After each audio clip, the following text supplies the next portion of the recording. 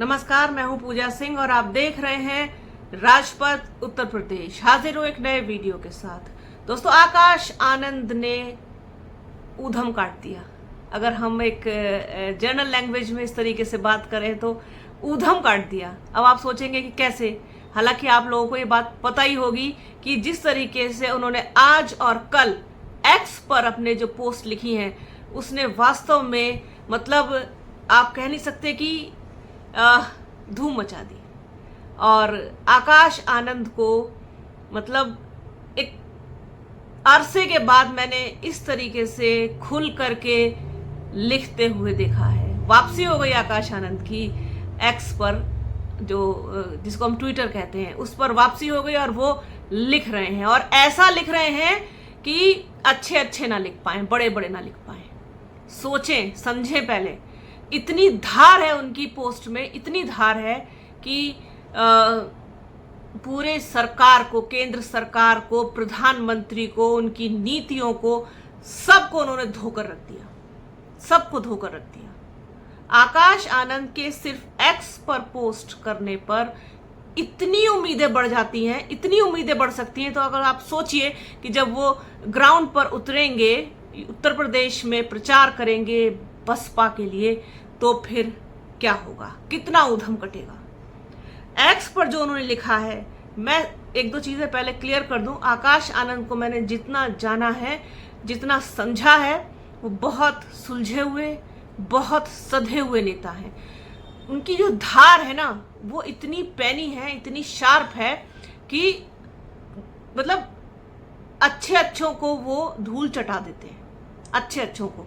और उसका कारण है उनका हाईली एजुकेटेड होना और जो प्रेजेंट सिनेरियो है इंडियन पॉलिटिक्स को लेकर के और वर्ल्ड पॉलिटिक्स को लेकर के, साथ ही साथ जो फॉरेन जो पॉलिसीज हैं, इकोनॉमी पॉलिसीज हैं, उनको पढ़ना, अध्ययन करना, ये मुझे उनकी बातों में, उनकी बॉडी लैंग्वेज में, उनके लिखने में, पोस्ट करने में, सब में झलकता है।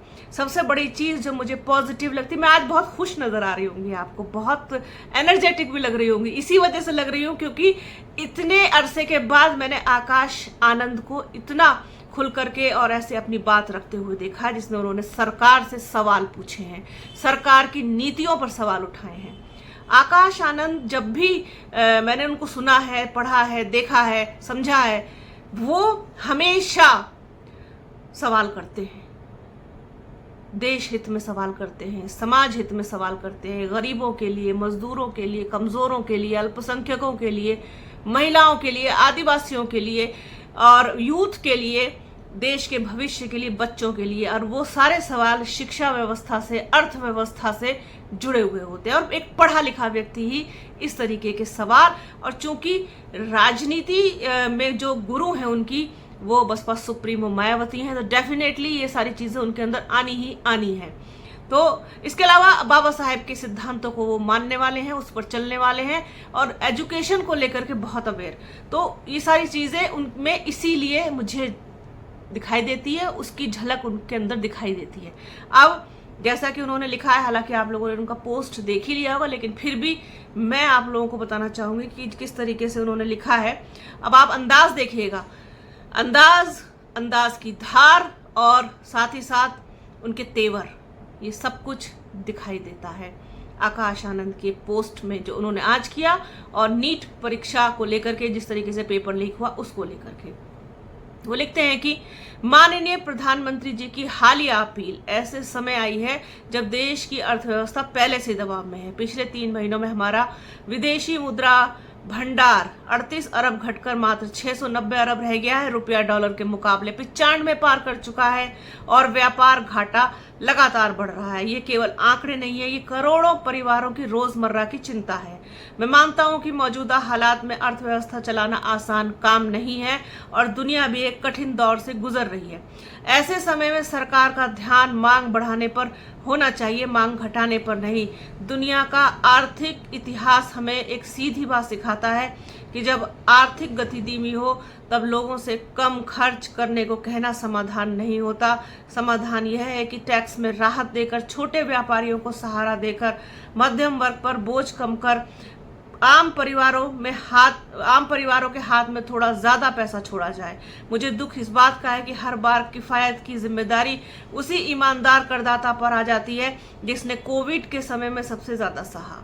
यानी कि जितने भी टैक्स पेयर हैं जो बहुत ईमानदारी से टैक्स भरते हैं, जिसमें middle class, upper middle class आता है, जिनको मैं मानती हूँ। मैं ये नहीं कह रही कि जो एलिट वर्ग है या फिर जो हाईली अपर क्लास है पूरा वो टैक्स नहीं देते हैं, बड़ी संख्या में देते हैं, बड़ी मात्रा में देते हैं। लेकिन जो मिडिल क्लास है, लोअर मिडिल क्लास है, अपर मिडिल क्लास है, वो सब ईमानदारी के साथ टैक्स भरते हैं। और कोविड के समय में क्या हालत हुई सबसे ज्यादा, अगर टैक्स पेयर ना हो ना तो फिर इस देश की अर्थव्यवस्था कितनी बुरी तरीके से चरमरा जाएगी, ये भी सबको पता है। वही चीज आकाश आनंद ने यहाँ पर लिखी है। उसने उस वक्त भी पूरे भरोसे से अपनी भूमिका निभाई थी, तब भी उसके लिए राहत सीमित थी और आज भी उसी को बलि का बकरा बनाया जा रहा है, और वो भी बिना ये बताए कि सरकार अपनी ओर से उसके लिए क्या करने जा रही है। केवल मांगते रहते हैं, बस केवल जनता से मांगना, जनता के से त्याग मांगना अपने लिए। बाकी आप क्या कर रहे हो जनता के लिए, ये बताने की ना तो जरूरत है और ना ही कोई जिम्मेदारी है। केंद्र सरकार और राज्य सरकारों को रेवड़ियां बांटने वाली नीतियों पर तुरंत रोक लगानी होगी ताकि सरकारी खजाने पर बोझ कम हो सके।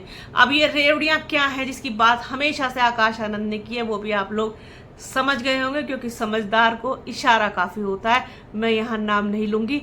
वो रेवड़ियां क्या हैं ये आपको खूब पता है, जिनका जिक्र अपनी रैलियों में, अपने भाषणों में आकाश आनंद से लेकर बसपा सुप्रीमो मायावती भी कई बार कर चुके हैं। तो अगर सरकारें फाइनेंशियल डिसिप्लिन और प्रोडक्टिव कैपिटल क्रिएशन पर ध्यान नहीं देंगी तो थोड़े समय का राजनीतिक लाभ देश को लंबी आर्थिक कीमत चुकाने पर मजबूर करेगा। देश को अपील नहीं, एक स्पष्ट रास्ता चाहिए। लोग जानना चाहते हैं कि विकास कैसे लौटेगा, नौकरियां कैसे बढ़ेंगी और किसानों, छोटे व्यापारियों व मध्यम वर्ग को असली राहत कब मिलेगी। सिर्फ नागरिकों से त्याग मांगना शासन नहीं होता। जवाबदेही, दूरदृष्टि और आर्थिक संतुलन यही असली राष्ट्रहित है। बहुत शानदार पोस्ट, बहुत शानदार, धारदार। मतलब जिस तरीके से मैं लिखना पसंद करती हूँ, जिस तरीके से मैं अपनी चीजों को बहुत धारदार बनाने की कोशिश करती हूँ, ठीक वैसा ही बहुत मन को छू जाने वाला, मन को खुश कर देने वाला पोस्ट।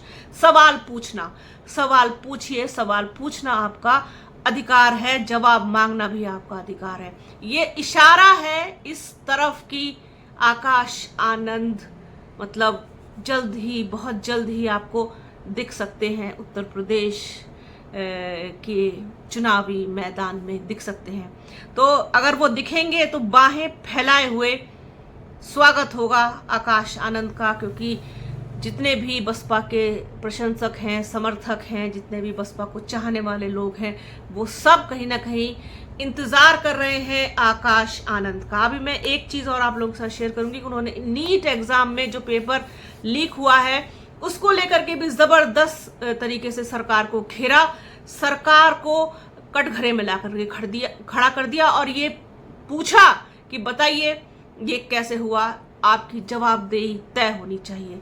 वो लिखते हैं कि नीट यूजी 2026 का रद्द होना सिर्फ एक परीक्षा का रद्द होना नहीं है, यह उन लाखों परिवारों के भरोसे की बात है जिन्होंने अपने बच्चों के लिए सपने देखे, मेहनत से पढ़ाया और ये माना कि अगर बच्चा ईमानदारी से पढ़ेगा तो व्यवस्था भी उसके साथ ईमानदारी से पेश आएगी।